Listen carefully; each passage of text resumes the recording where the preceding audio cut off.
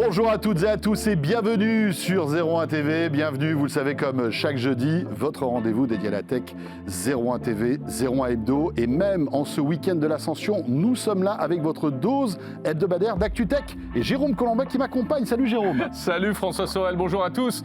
On est ravis en effet de vous retrouver tout au long de l'année, chaque jeudi soir, pour cette grande émission 01 Hebdo. Voici le sommaire.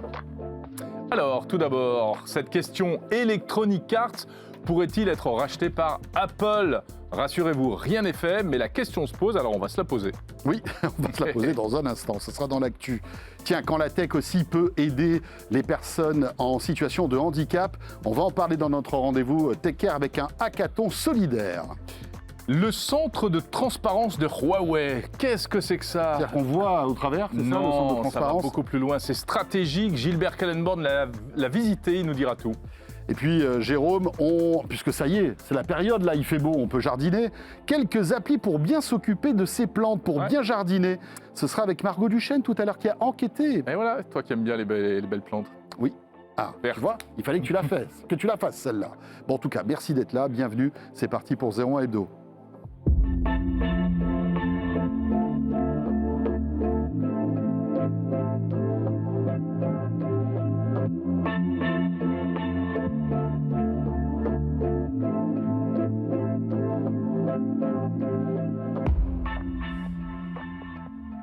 Et oui, nous sommes là, mais c'est vrai que comme c'est un grand week-end, écoutez, pardonnez-nous, on n'est peut-être pas complètement étanche.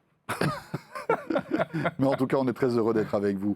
Et j'espère que vous allez bien en profiter de ce long week-end de l'Ascension. Vous avez bien raison. Alors, tiens, si vous êtes sur 01 TV, la chaîne, on salue tous les téléspectateurs qui nous rejoignent depuis quelques semaines maintenant sur les Box Bouygues. Coucou à vous. Et puis, bien sûr, si vous voulez retrouver toutes les émissions de 01 TV en replay, c'est sur l'appli RMC BFM Play. Jérôme, on attaque avec l'actu. On attaque tout de suite avec l'actu. Quelques petites news qu'on a sélectionnées pour vous. Rien que pour vous.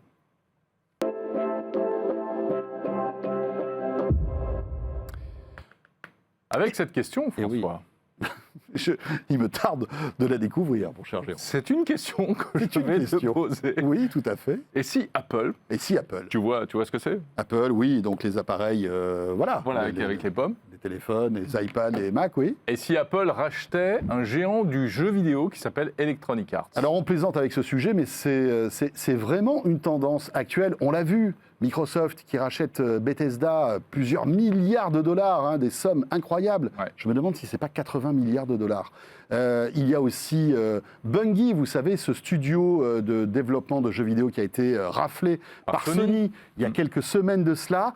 Et là, il y a cette petite musique qui tourne depuis un certain temps, Jérôme. Electronic Arts serait en vente. C'est l'un des principaux studios de jeux vidéo, Electronic Arts, pour vous donner un ordre d'idée. C'est énorme, Electronic Arts. Voilà, c'est FIFA. C'est FIFA, qui va être rebaptisé d'ailleurs, je ne sais pas si tu as suivi. Oui, si, j'ai entendu parler de ça, parce qu'ils n'ont plus les droits. Ils n'ont plus les droits. La fédération est très gourmande. Très gourmande. On a demandé un énorme chèque qu'ils ont refusé de payer, donc ça ne s'appellera plus FIFA. Voilà, ça va s'appeler PSC, je ne sais plus quoi. EA Sports, enfin un truc comme ça, mais ça sera exactement le même jeu, dédié au foot, qui s'appellera plus FIFA, mais il n'y a pas que ça. Qui évolue pas beaucoup au fil des années. Tout à fait, mais qui a des centaines de millions de fans, bien sûr. Alors évidemment, c'est le foot, mais c'est aussi... C'était les Sims, c'était... Enfin, je dis le basket, etc. Oui. Enfin, il y a plein de jeux Electronic Arts, c'est vraiment énorme. Et c'est vrai que pas mal d'acteurs s'intéressent au rachat d'Electronic Arts. Alors, il y a Disney, visiblement. Exactement. Il ne faut pas les oublier. On dit Apple, mais... Il n'y a pas que eux. Il n'y a pas que eux. Disney, mais... Et puis, qui y a d'autres aussi? J'ai vu passer... Amazon pourrait être intéressé aussi par le rachat d'Electronic Arts. Ça paraît logique, puisqu'en fait, tous ces géants aujourd'hui veulent rentrer par la grande porte du marché du jeu vidéo. On sait qu'Amazon a une petite offre. Bon, il y a Twitch, bien évidemment, chez Amazon, mais ils ont aussi, tu sais, quand tu t'abonnes à Amazon Prime, accès à certains jeux en streaming, etc. Donc, effectivement, le fait de racheter Electronic Arts aurait du sens. Et puis surtout, ça conforterait Amazon dans cette volonté d'aller dans le jeu vidéo. Disney, pareil, on peut imaginer que ça aurait du sens. Mais alors, il semblerait aussi que Apple soit sur le coup, Jérôme. Ben oui, il y a même clairement des discussions, des discussions plus ou moins secrètes, forcément secrètes, qui ont commencé. et qui, en tout cas, irait vers une tentative de rapprochement. Après, c'est vrai qu'il ne faut pas vendre, la peau de l'ours. Hein. Non, c'est clair. Tout peut encore évoluer, mais ce qui est certain, c'est que c'est intéressant de voir toute cette espèce de concentration.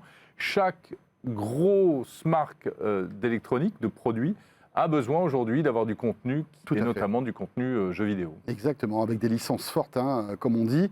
Alors, bon, on va voir ce qui se passe pour Electronic Arts. Et puis, il y a notre géant français, Jérôme, Ubisoft. Et oui, Qu'est-ce qui va se passer racheter pour Ubisoft? Non, mais la question... Non, plaisante. Mais tu sais que tu plaisantes qu'à moitié. On l'a déjà posé, bien Parce sûr. que forcément, Ubisoft aujourd'hui est une vraie pépite du jeu vidéo mondial et pourrait être la cible d'un géant américain qui pourrait se rafler en fait Ubisoft. Ouais. Donc voilà, on est, écoutez, peut-être à l'orée d'une concentration du marché du jeu vidéo avec des développeurs qui se resserrent. Rappelons aussi que derrière tout ça, il y a cette volonté de la part à la fois de Microsoft mais aussi de PlayStation de proposer une espèce de Netflix du jeu vidéo. Donc il faut beaucoup de jeux pour un abonnement mensuel. Donc voilà, ça bouge du côté des grands développeurs qui auraient pu imaginer qu'il y aurait une concentration comme ça de tous ces acteurs il y a encore 2 ans. Comme quoi, hein, ça va très vite dans ce milieu-là. Si vous voulez en savoir plus, on vous renvoie à l'excellent papier de Pierre Fontaine sur le site 01net.com. Jérôme, dans l'actualité aussi, à partir du 31 mai, si tu as un vieux smartphone, eh bien ton WhatsApp ne marchera plus.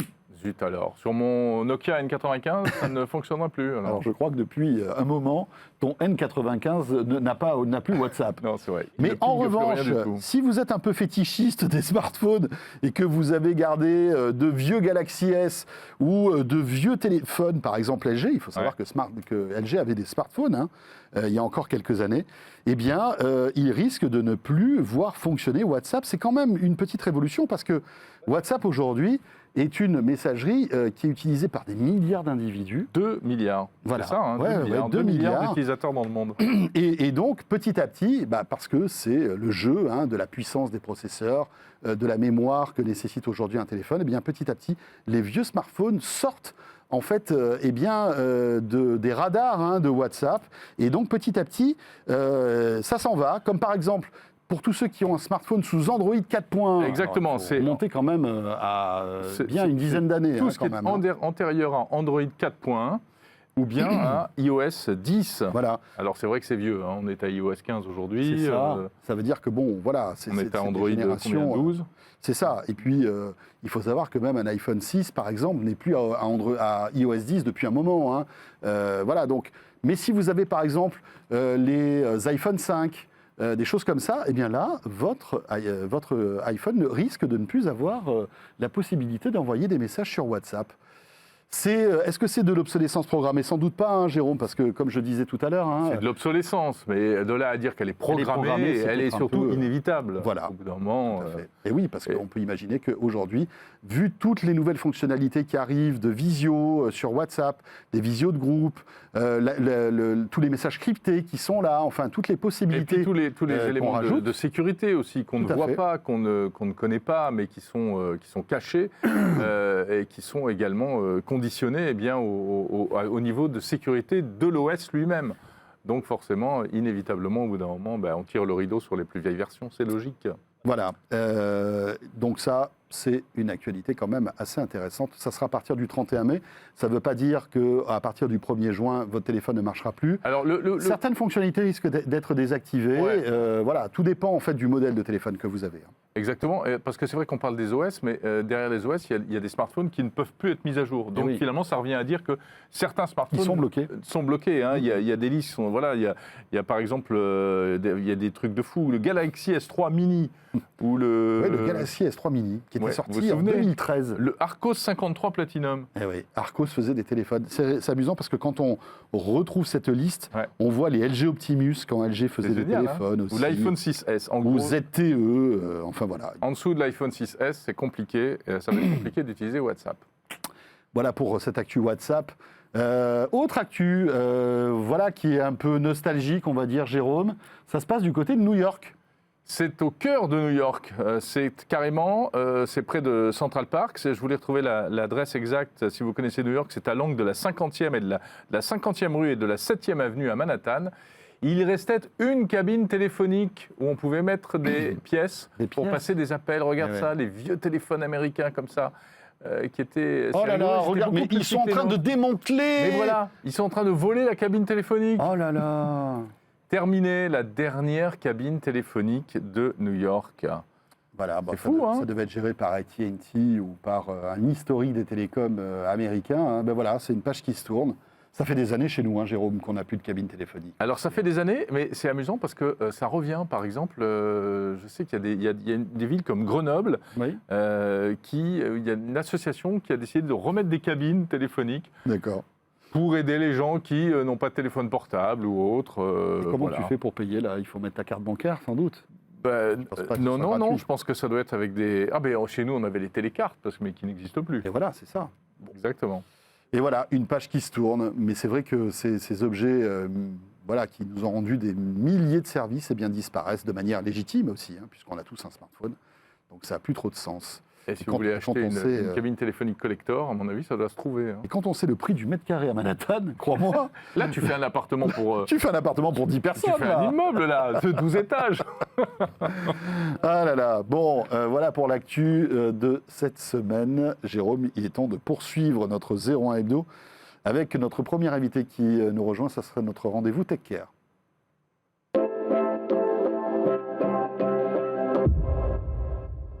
Elle approche, elle s'installe sur le plateau de 01 Hebdo. C'est Claire Chaucron qui nous rejoint. Bonsoir Claire. Bonsoir. Bonsoir. Et vous êtes la cofondatrice donc de Tom France. C'est ça. Et on va parler de ce que la technologie peut faire pour les personnes handicapées avec une belle initiative que vous lancez. C'est un hackathon solidaire.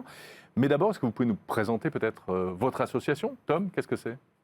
Tout à fait. Alors, Tom France, c'est une association de loi 1901 que j'ai fondée en janvier avec mes deux cofondateurs qui s'appellent Laura et Franck. C'est tout récent, dites-moi. C'est tout récent? C'est tout récent. Tout récent. Et c'est la branche française d'un réseau international d'associations qui s'appelle les Tikkun Olam Makers, d'où le Tom. On a pris les initiales pour Tom France. Et ça marche un petit peu comme un système de franchise. C'est vraiment comme un McDonald's.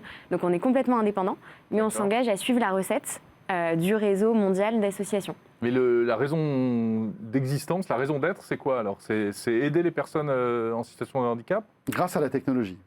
Ah bah ouais, non. Non, pas du tout. Eh ben non. Voilà. Donc justement, on n'est plus dans cette logique d'aider la personne en situation de handicap. Là, on est dans une logique où on va créer un cadre et on va permettre à deux mondes de se réunir, de se rencontrer, le monde du handicap et le monde de la tech. Ouais. Et chacun a des choses à apprendre de l'autre. Et chacun a des choses à tirer à l'issue des hackathons et des événements qu'on organise. Donc on ne va pas dire à nos makers, ceux qu'on appelle donc les bénévoles tech, les ingénieurs, les designers, les codeurs, etc., qu'on va chercher à recruter en tant que bénévoles, vont pas fabriquer des objets pour les personnes en situation de handicap, mais c'est vraiment, on crée un cadre, on crée des hackathons, donc un événement qu'on emprunte bien sûr au monde de la tech, on réunit tout le monde et puis les gens construisent ensemble, fabriquent ensemble des prototypes qui vont venir répondre à des défis identifiés en amont par des porteurs de projets qui sont les personnes en situation de handicap. Alors on voit des images derrière vous, hein, beaucoup de prothèses qui sont fabriquées. C'est incroyable en fait, c'est la notion de partage et de générosité qui est immense en fait. Et d'ingéniosité. Ouais, en fait le concept est très tech. Je pense que, pour moi, les tomes, c'est vraiment le rêve d'Amazon, quoi. C'est on crée le produit à côté de la personne qui va utiliser le produit. Donc oui, évidemment, il y a beaucoup de générosité. Il nous faut. Bien sûr. Le hackathon, c'est 48 heures. On a besoin des bénévoles, de bricoleurs, etc., qui vont venir donner de leur temps pour le hackathon. Mais le génie du truc, c'est vraiment la personne qui a identifié un besoin non résolu à date, et on va donner des exemples concrets pour apporter plus de concret, mais la personne qui a identifié le besoin à date est là à chaque étape du processus de création du prototype. Et c'est pour ça que le prototype, à la fin, il sera utile et absolument adapté à la personne qui a un handicap, ce qui est le rêve. C'est du sur-mesure, exactement, mais c'est du sur-mesure qui est scalable, parce qu'en fait, et c'est un peu notre devise, c'est conçu pour un, mais utile à tous. Puisqu'on s'engage, et c'est la recette dont je parlais tout à l'heure avec la recette du mouvement Tom international, on s'engage à ce que tous les prototypes qui sont créés au sein d'un événement Tom France soient libres de droit, donc open source, disponibles en ligne sur le site Tom Monde. Donc vous mettez les plans et puis on peut par exemple imprimer les pièces pour refabriquer l'appareil ailleurs. Donc soit commander dans un makerspace Tom, un peu, s'il y en a un pas très loin, soit on met en fait un manuel d'instruction très détaillé pour que n'importe qui puisse fabriquer le même objet chez lui. Alors quel type d'objet? Là on voit des trucs, on ne comprend pas forcément ce que c'est. Ouais. Ça va vraiment du plus simple, du plus concret, du plus quotidien, à un peu plus avancé technologiquement. Donc je peux vous donner par exemple un défi qu'on a identifié là pour le mois de juillet avec une porteuse de projet qui a 27 ans et qui nous a contactés en disant qu'elle adore lire. Et elle n'a pas de mobilité de ses membres supérieurs, donc elle ne peut pas tourner les pages d'un livre. Elle a essayé les tablettes, mais au bout d'un moment, ça fait mal aux yeux. Donc, elle aimerait en fait avoir un objet qui l'aide à tourner les pages. Et elle commence à réfléchir à quel serait cet objet. Elle envisagerait quelque chose qui vient du souffle. Donc, peut-être une sorte de paille ou quelque chose qui pourrait accentuer un petit peu. De diriger le souffle pour tourner la page. Exactement. En fait. Et donc, ça, on peut c'est pas si difficile en fait. En 48 heures, avec du bois, des objets, un peu d'ingéniosité, ça se fait. Mais ça lui change la vie à cette fille. Et quand on a 27 ans, on comprend aisément qu'on n'a pas envie d'avoir sa mère qui vient nous aider à tourner les pages de chaque. Et là, c'est un exemple réel, c'est-à-dire que l'appareil en question a été fabriqué? Non, là c'est un exemple pour le hackathon de juillet. Exactement, c'est un défi qu'on a identifié. Et donc on cherche des bénévoles pour aider cette jeune femme pendant le hackathon des 12 et 13 juillet. On voit beaucoup de prothèses, on voit beaucoup de matières, du bois, du contreplaqué, etc. Est-ce qu'il y a beaucoup d'imprimantes 3D aussi dans tout ça? Beaucoup. C'est vraiment l'imprimante 3D qui va rendre possible nos hackathons. Parce que l'imprimante 3D fait qu'on va pouvoir fabriquer des objets et des formes qu'on imagine, qu'on conceptualise rapidement et à faible coût. C'est aussi ça qui permet de créer des objets parce que accessibles. Ce type d'équipement, en général, ça coûte très très cher. Parce que tout à fait. Des équipements spécialisés comme ça. Ouais. Parfois, on peut avoir de l'électronique dans certains, certaines prothèses ou certains objets ou accessoires un peu plus évolués. Tout à fait. Et puis, je dirais même, là, je vous ai donné un exemple d'objet concret, mais on a aussi des défis qui portent sur l'accessibilité numérique. Donc là, on n'est pas du tout sur du physique, on est vraiment sur seulement du soft, exactement. D'accord. Par exemple, on va notamment aider on est en partenariat avec la Content Square Foundation. On va faire un défi lors du hackathon des 12 et 13 juillet autour d'un jeu qui va aider à la détection de la dyslexie. Donc là, on n'est que sur du soft. Donc on a aussi besoin de compétences de développeurs soft assez avancées. Ouais. D'autres exemples encore? Ouais, alors donc on a Cédric, donc Cédric, il adore voyager. Il a 40 ans et il adore voyager avec sa femme. Mais lui, il n'a pas de mobilité de ses membres supérieurs, donc il ne peut pas porter ses valises. Et donc sa femme doit porter 2 valises et un fauteuil roulant. En fait, ils ne peuvent pas voyager à 2, c'est trop. Donc là, il faudrait un dispositif pour que... Voilà. D'autres exemples, on a Nadège qui est viticultrice et qui adore jardiner. Mais elle a eu un accident, donc elle a désormais une prothèse à la jambe. Sa prothèse lui permet plus de s'accroupir pour être à la hauteur des plantes et des fleurs. Donc là, pareil, il va falloir... L'idée, c'est de trouver une prothèse qui lui permette de retrouver cette mobilité. L'idée, on ne la donne pas encore parce qu'on attend qu'on ait son équipe de bénévoles autour d'elle et puis ils vont y réfléchir ensemble. Qu'est-ce que vous recherchez, Claire? Des bénévoles, justement, qui viennent alimenter, en fait, tous ces projets. Qu'est-ce que vous recherchez? De l'argent, dites-nous? Les deux. Vous avez identifié nos besoins. Donc on cherche évidemment notre première grande recherche là et qui est urgente dans les semaines qui viennent, c'est les makers, donc ceux qui fabriquent, ceux qui peuvent faire. Donc c'est des designers, des ingénieurs, des codeurs, des développeurs, des bricoleurs aussi du dimanche. On a besoin des communicants, ceux qui prennent les photos, les vidéos, parce que ça va nous aider à faire ensuite les manuels d'instruction qu'on mettra en ligne. Donc ça, c'est des gens dont on a absolument besoin pour le hackathon des 12 et 13 juillet 2022. Donc ça, c'est notre première recherche. Et notre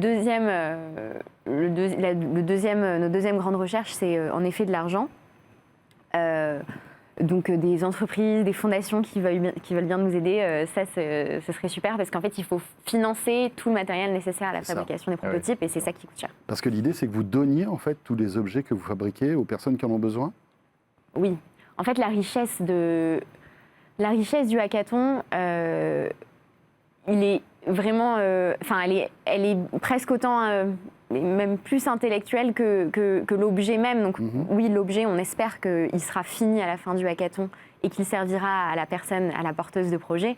Mais en fait, le travail n'est pas fini à la fin du hackathon. Et la vraie richesse de cet événement, c'est le manuel d'instruction qui pourra servir au monde entier après. Ouais, qui ira au-delà. Exactement. Ouais, Eh bien voilà. Comment on fait si on veut se renseigner? Il y a un site? Vous pouvez nous suivre sur LinkedIn, Instagram, Facebook, We Are Tom France. We Are Tom France. Vous tapez Tom France, exactement. TOM France. TOM. Merci Claire. Merci beaucoup. Merci Claire à Chopron, vous. donc cofondatrice de Tom France. Merci. Et puis on va poursuivre maintenant. On va parler de Huawei et de la transparence de Huawei qui, on le sait, ces derniers mois, dernières années, a été un peu chahutée. Et de cybersécurité. Tout à fait. On en parle avec Gilbert qui nous rejoint tout de suite.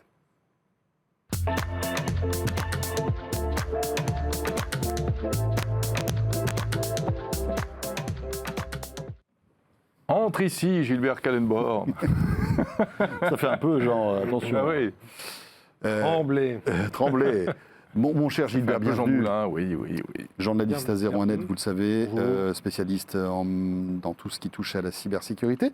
Et tu voulais nous parler de ce centre de transparence de Huawei à Bruxelles. Oui, Mais alors qu'est-ce c'était que c'est exactement la semaine dernière. Ouais. J'étais à Bruxelles dans le Huawei Cyber Security Transparency Center. Oh là là. Voilà, donc HCSTC pour les intimes. Alors donc, transparency, la transparence, qu'est-ce que ça veut dire qu'est-ce que ça nous évoque tout de suite Ah oui, mais il y a quelques années, il y avait un petit problème avec Huawei. Exactement, donc Huawei a été mise à l'index. Ça fait maintenant, depuis quelques années, qu'on a peur de Huawei. Pourquoi ? Parce qu'on a peur que ce soit le cheval de Troie de l'empire du milieu, bourré de backdoor, et qu'en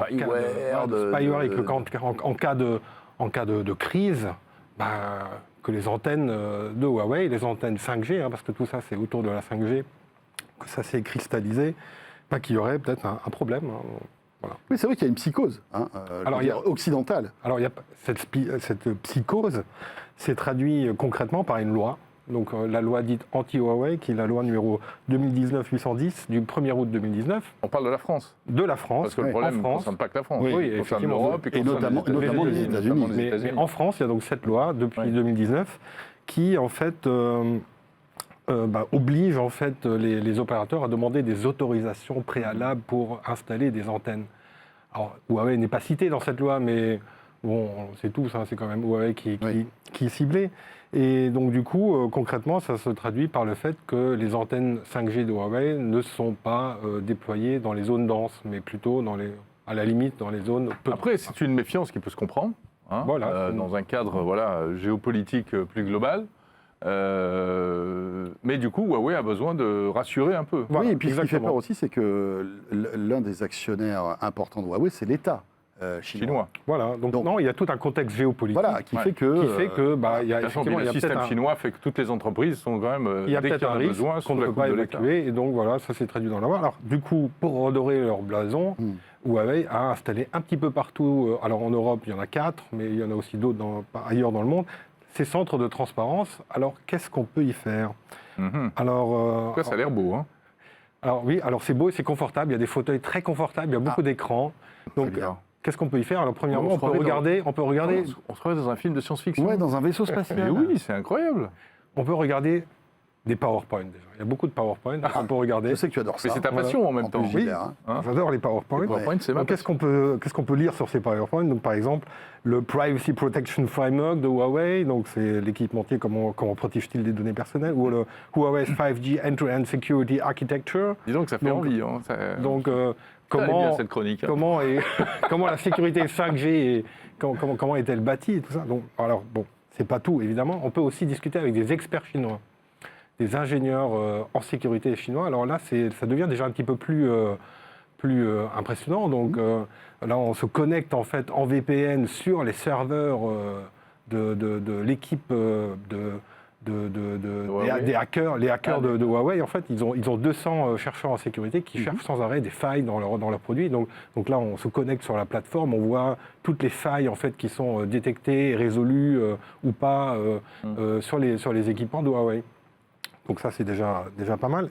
Troisième niveau, donc on peut venir avec ses propres experts en sécurité et se connecter sur les serveurs en fait de Huawei en Chine. Et donc, on peut analyser le code source des équipements, D'accord. de tous les équipements. Donc c'est intéressant parce que cette transparence, elle n'est pas que dans ces centres-là.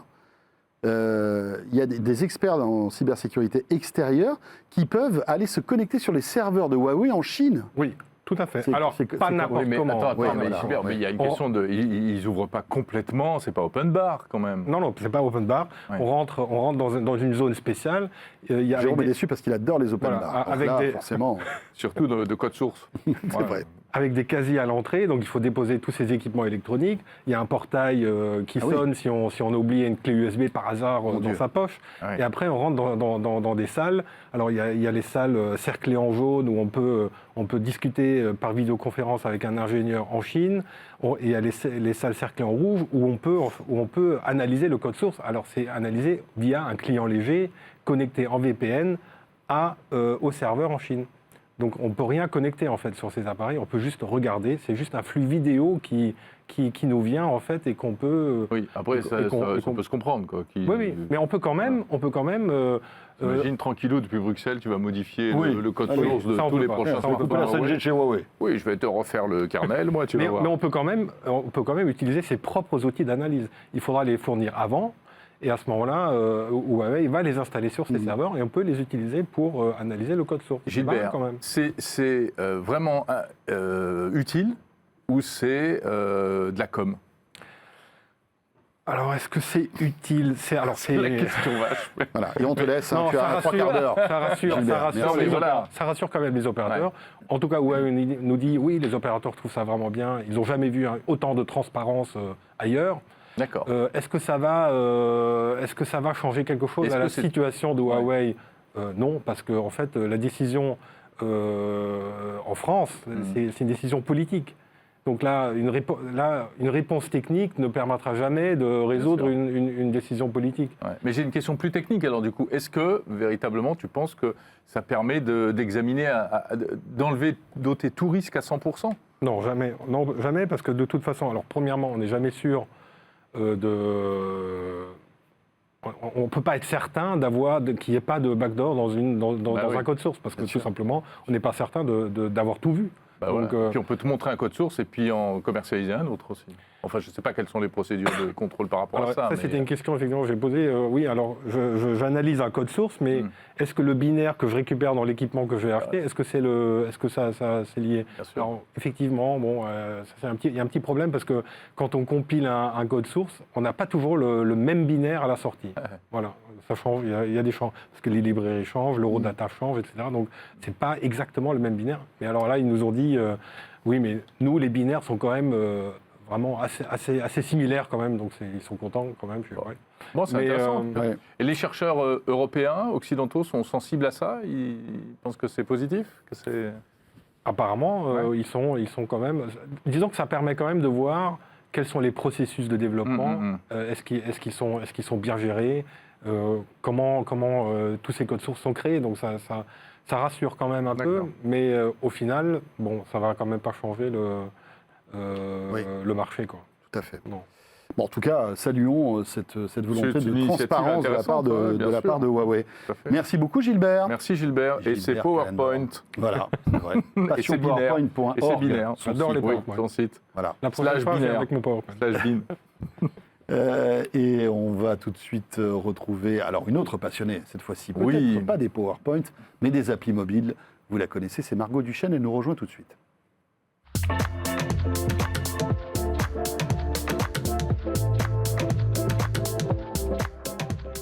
Bonjour Margot. Bonjour. Bonjour Margot. François, pas de blague sur les plantes. Ah non, mais j'ai rien dit. Ah, mais Non, je non, te non, connais. non. Ah non, Je non, te non. connais, t'allais Pas- faire des blagues sur les plantes, pas- tout ça. Mais non, pas du tout. Les belles plantes, machin. Non, Non. On a dit. Non, on a Jérôme. dit, on a dit non. On arrête. Non. Je suis désolé, Margot. Je ne sais Non, pas. mais je ne c'est sais pas grave, c'est Je ne pas sais pas grave. comment faire. Rentrons dans le vif du sujet, s'il te plaît. Parce que c'est bientôt le week-end, c'est pour ça. Oui, Tout à fait. Et exactement. puis c'est un long week-end. Un long week-end. Exactement, fois. on va en Donc, profiter. Alors, Exactement. donc on parle de plantes. Sélection d'applis pour jardiner, c'est ça? Oui, c'est ça. Bah, en tout cas, pour prendre soin de ses plantes. Ça peut être soit dans son jardin, soit chez soi aussi. Hein. Ça peut être les deux. Est-ce que tu as la main verte, Margot? Alors, pas vraiment. Et Ah. à Paris, c'est compliqué, je trouve, d'avoir la main verte. Parce que beaucoup de pollution, donc forcément il y a énormément de poussière. C'est souvent au niveau de l'éclairage, soit on a trop de lumière chez soi, soit on n'en a vraiment pas assez. Au niveau de l'humidité, c'est pareil. Enfin bref, Oui. Paris, c'est quand même pas idéal pour avoir des plantes en Il y a des beaux intérieur. jardins sur quelques toits. Exactement, des jardins. Pas en intérieur quand on n'a pas de jardin ou pas de balcon, quoi. Là, ça devient un peu plus dommage. Et donc, tu as dégoté pour nous 3 applis qui Oui. sont plutôt cool pour justement s'y mettre gentiment, quoi. Oui, je voulais faire un petit comparatif en fait. Il y en a plusieurs qui existent et puis j'en ai sélectionné 3, dont une qui, enfin voilà, j'ai fait un petit comparatif Ouais. et je me suis dit il y en a un peu moins bonnes que d'autres, hein, forcément. La première c'est Planta. Alors ok, elle est utilisée par plus de 2 millions d'utilisateurs. Mais il faut absolument avoir un compte premium pour l'utiliser, en fait, tout simplement, parce que sinon, on peut prendre qu'en photo une seule plante. C'est un peu limité. C'est un peu limité. Mais alors, c'est quoi le concept Oui, de elle fait Planta? quoi cette appli? Alors en fait, elles ont toutes les 3 et très souvent c'est la même chose. On retrouve les mêmes choses, c'est-à-dire qu'on peut scanner sa plante. Donc avoir tu la un prends en photo. On la prend en photo. C'est un peu comme un Shazam de la plante, quoi. Exactement, ouais, c'est ça. On va pouvoir identifier la plante qu'on a. Et puis D'accord. surtout, on va pouvoir renseigner quel genre et quel type de personne on est par rapport aux plantes. C'est-à-dire, est-ce qu'on a vraiment la main verte ou pas, en Ou fait. pas du tout. Ou pas du tout. Est-ce qu'on a un débutant, un intermédiaire ou vraiment expert en botanique? Donc du coup, on va pouvoir renseigner ça et en fonction de ça, on va pouvoir savoir les plantes auxquelles on pourrait prétendre avoir chez soi, quoi. Parce que Oui. on va pas s'attaquer à une orchidée quand on est débutant. Hein. Ouais. Faut mieux pas, ça ne Ah, c'est servira à difficile rien. l'orchidée? Ouais, c'est très mais c'est difficile. vrai, hein. Les Ah, orchidées, c'est il vrai paraît que c'est un enfer. Ah, Ouais, bon. ouais. Non, c'est la plus compliquée, hein, parce qu'elle ne demande pas Il trop faut d'eau, un petit peu. degré d'hygrométrie dans la pièce. Enfin, Oh là là. C'est tout un art. Tout C'est un art. Exactement, Voilà. c'est tout un art. Mais j'en ai plein C'est chez beau. moi, chez ma mère, parce qu'elle adore ça. Mais moi, je ne suis pas du tout une experte. Hein, donc voilà. Donc c'est une plante qui est très compliquée. Et donc en fonction de la plante, il faut forcément pouvoir s'adapter. Pouvoir aussi savoir où la mettre. Donc par exemple, avec Planta, on a le pose-mètre, ils appellent ça. Bon, c'est un luxe-mètre, en fait, tout simplement. Ça permet de calculer le taux de lumière qu'on a dans la pièce et savoir où positionner sa plante en fonction justement du type de plante que c'est. Donc voilà, on peut prendre en photo, on va pouvoir avoir des plantes qui nous sont recommandées ou non en fonction de notre intérieur et de nous-mêmes tout simplement. Et puis on va pouvoir rechercher des plantes, voilà, en fonction de nos besoins. Donc le compte premium pour celle-ci, c'est illimité. En fait, on va pouvoir prendre en photo toutes ces plantes et surtout avoir un petit diagnostic. C'est ça qui est super intéressant dans ces applications-là, c'est que si votre plante est malade, vous allez pouvoir le savoir et savoir comment la soigner tout simplement. Donc ils vont pouvoir détecter tout ça. Donc Ah, c'est bien, Planta, juste en prenant une photo? ouais, justement en prenant en mal. photo. Très souvent, il faut en prendre quelques-unes. Ils en demandent 3 par exemple pour Blossom ou pour Plectios Death. Et donc du coup, on va pouvoir vraiment savoir quelle maladie elle a. Margot, juste Ouais. un mot sur le modèle économique. Oui. Tu dis que bon, voilà, c'est donc la fonctionnalité premium qu'il faut débloquer. Oui. C'est des abonnements ou c'est une somme one shot qu'on donne et qui nous permet après de l'utiliser indéfiniment? Planta, c'est vraiment... Enfin, il y a différents. C'est-à-dire qu'on peut avoir... On a 36,99 par an, ou alors on en aura pour 8,49 par mois, ou alors 18,49 pour 3 mois. C'est vraiment indispensable pour Planta d'avoir un compte premium. Ça l'est pas forcément pour toutes, mais pour celle-ci, ouais, sinon vous en, Oui. Comme vous tu en avez dis, qu'une on seule. scanne une photo, ça va, enfin, ça Mais va ça vaut très le coup? vite. Exactement. Ça vaut le coup d'aller Bah sur le oui, compte premium? puis, enfin bon, après, Par rapport aux autres? par rapport aux autres, non, justement. Ah, Planta, c'est vraiment la plus basique. Elle a vraiment un design très épuré, donc elle est plutôt simple d'utilisation. Mais je ne la recommande pas, en tout cas, si vous D'accord. avez plusieurs plantes chez vous et que vous voulez vraiment aller alors tu nous plus en recommandes profondeur. quoi? Bah, la deuxième, déjà beaucoup mieux, je trouve, c'est Blossom. Par contre, elle n'est pas vraiment bien traduite en français. En tout cas, il n'y a pas tous les articles qui sont traduits en français. Elle est c'est en cours. Hein. On voit plusieurs fois des notifications en disant... C'est quoi, c'est en latin? C'est les non, noms, c'est en les noms anglais. latins des plantes? C'est en anglais. Tout est en anglais. En tout cas, la majeure partie des articles sont en anglais. Il y a plus de 10 000 plantes, fleurs et arbres qui sont répertoriés. Et donc là, vous avez plusieurs catégories. Elle va vraiment être plus intéressante, celle-ci, je trouve, parce que déjà, on a le diagnostic qui est possible, avec des articles sur les maladies, justement, pour bien identifier le problème de sa plante. On a la partie découvrir, où là, on a des vidéos, conseils et tutos pour justement comment par exemple rempoter, voilà, des cours de rempotage. Donc je trouve ça très intéressant et des articles pour bien prendre soin de ses plantes. On a aussi donc la partie identifier sa plante et avec des fiches renseignements. Donc là, on a vraiment quelque chose de très concret et de très détaillé avec une fiche de renseignement. Voilà, là vous savez tout, hein, la luminosité qu'il lui faut, la température, enfin bref, tout. Vous avez aussi les rappels, donc à chaque fois pour chacune de vos plantes, savoir quand l'arroser et la quantité aussi très important. Oui. Pardon, petite parenthèse, vous vous souvenez de cette innovation qu'avait sorti la marque Parrot, qui était un objet connecté pour plantes vertes. En effet. On le plantait, Margot était beaucoup trop jeune, on le plantait dans le pot de fleurs. Et il y avait une appli qui nous renseignait au fur et à mesure et qui nous aidait. Sur l'humidité, Et ils avaient même un projet d'un autre objet connecté qui était encore plus ambitieux, qui était un pot de fleurs qui se déplaçait de manière robotisée pour trouver la meilleure position de lumière. Ah oui, ça c'est intéressant aussi. Hein. Bon, le problème c'est que Parrot fait, n'a jamais eu les moyens de développer tout ça. Et, enfin, les idées étaient là. Le premier capteur, mais bon, ça n'a pas vraiment Ouais. rencontré énormément de succès. Et puis voilà, Parrot a décidé après de se lancer dans les drones, donc ils ont fait totalement autre chose. Mais c'est vrai que l'idée vraiment, était bonne c'était au départ. L'idée était bonne. Concept. Mais malgré tout, ils ont eu du mal à trouver leur modèle économique. Oui, cela dit. c'est aussi ça. C'est problématique. Pour Non, le c'est SOM, pas on a faux. aussi une particularité que je trouve assez intéressante, c'est-à-dire qu'on pouvait faire une demande, on remplit un formulaire qui est très détaillé pour justement avoir l'avis d'un expert en botanique. Un vrai. Un vrai Pas un chatbot. expert. Non, un vrai. Et donc du coup, là, on en a pour 2,67 € par mois ou alors 31,99 € par an. Et là, c'est la même chose. En fait, le principe, c'est que ce soit illimité. Parce que c'est pareil, là, on va avoir un nombre de photos illimité, alors que si vous êtes abonné, c'est illimité. La dernière, Et la et dernière, qui à mon avis est la meilleure. elle est la meilleure. Elle a gardé le meilleur pour la Mais fin. oui, alors. forcément. J'ai fait du un peu moins bien Ouais. au meilleur. La première, c'est juste qu'elle est basique. Alors, Picture This, en plus de ça, en plus d'être la meilleure, c'est la moins chère. Donc voilà, tout bénef. Merci beaucoup Margot, je crois qu'on a tout dit.